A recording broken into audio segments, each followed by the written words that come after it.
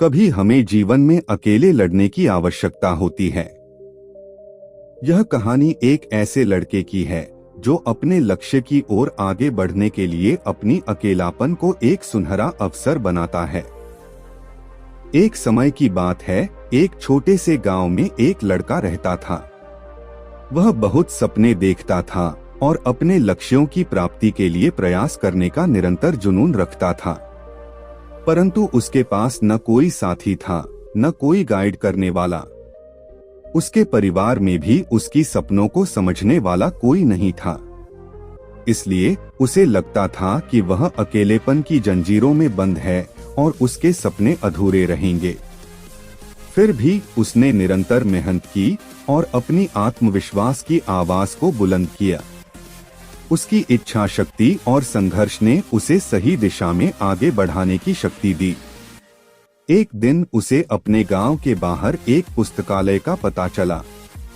वह आश्चर्यचकित हुआ, क्योंकि उसे पहले कभी ऐसी जगह नजर नहीं आई थी।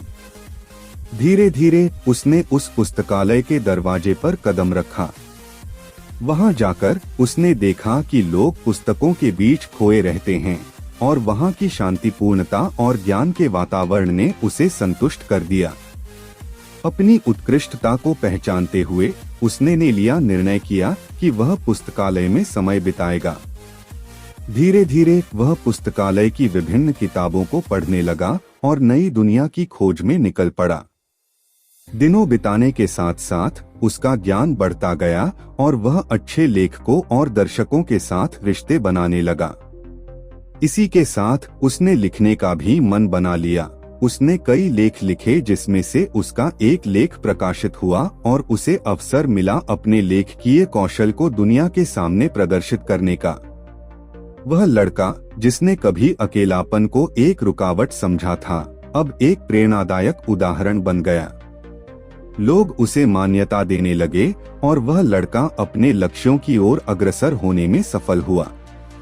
इस कहानी से हमें यह सीख मिलती है कि अकेलापन को एक सुनहरा अवसर बनाने के लिए हमें संघर्ष करना चाहिए।